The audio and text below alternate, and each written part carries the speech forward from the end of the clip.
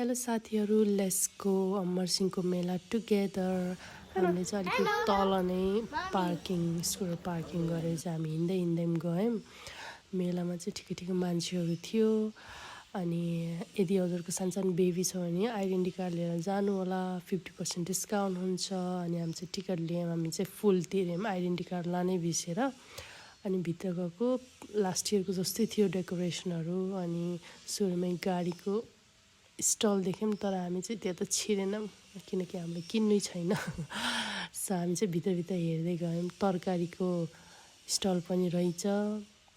So थुप्रै भेराइटीको स्टलहरू थियो। सबैहरू हेर्दै हेर्दै हामी भित्रभित्र गयौँ।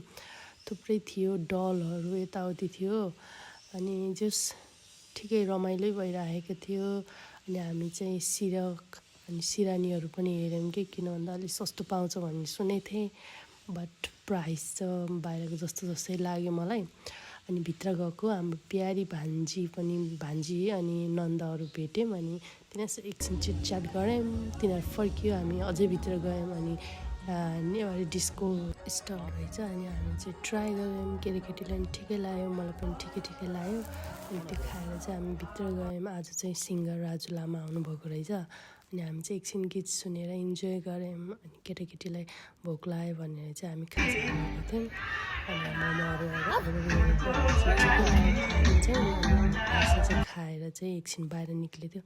केटाकेटीहरू चाहिँ यो जम्पिङवाला खेल्ने भनेर चाहिँ तिनीहरूलाई एकछिन जम्पिङ खेलायो।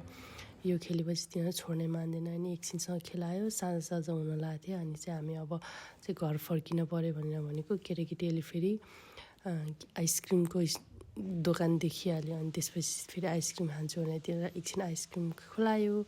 चिसो थियो त्यही पनि खायो। अनि मलाई चाहिँ यो पिङ खेल्न मन लाग्छ, तर साह्रै डर लाग्छ। अनि हामी चाहिँ टोपी रहेछ नि त, अनि टोपीहरू हेर्न गएको थियो, चिसो भएको। अनि टोपी लियौँ, दुईवटा टोपी लियौँ, एउटा छोरीको लागि एउटा मलाई। अनि हामी फर्किने बेलामा एउटा टिमबाट सिरानीहरू लियौँ। अनि लास्टमा चाहिँ यो उसमा फोटो खिचेर चाहिँ घर फर्क्यौँ। बाई।